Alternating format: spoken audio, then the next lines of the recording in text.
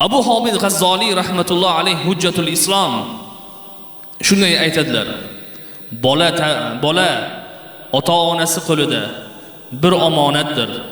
Uning pok qalbi har qanday naqsh va suratdan xoli bo'lgan beg'ubor va nafis bir gavhardir dedilar.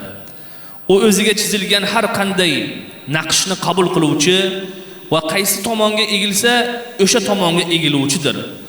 Agar u yaxshilikka o'rgatilsa va yaxshilikni ta'lim olsa, o'sha yaxshilik uzra ulg'ayadi va dunyoyu oxiratda saodatli bo'ladi. Uning savobiga ota-onasi, ta'lim bergan ustozi va odob o'rgatgan murabbiysi ham sherik bo'ladi. Agar u yomonlik o'rgatilsa va tarbiyasiz qoldirilsa, baxtsiz farzand bo'ladi. Buning gunohi esa uning tarbiyasiga mas'ul bo'lgan kishining bo'yniga tushadi. Qarang.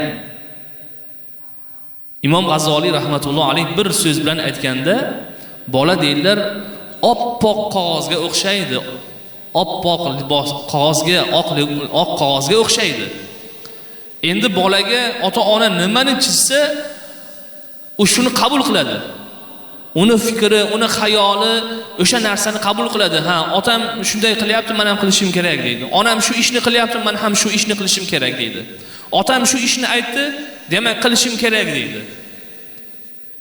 Imom G'azzoli rahmatulloh aytadilarki, davomda endi bola hali yosh bola, balog'atga yetmagan bola. Endi o'sha agar yaxshi bo'lsa, yaxshi amallarni qilsa, uni savobi, ajri uni tarbiya qilguvchisiga, uni dunyoga keltirgan ota-onasiga, uni murabbiysiga, kim mas'ul bo'ldi, o'sha yaxshilikni o'rgatdi, savobi o'shanga ham boradi. O'rgatuvchilarga boradi.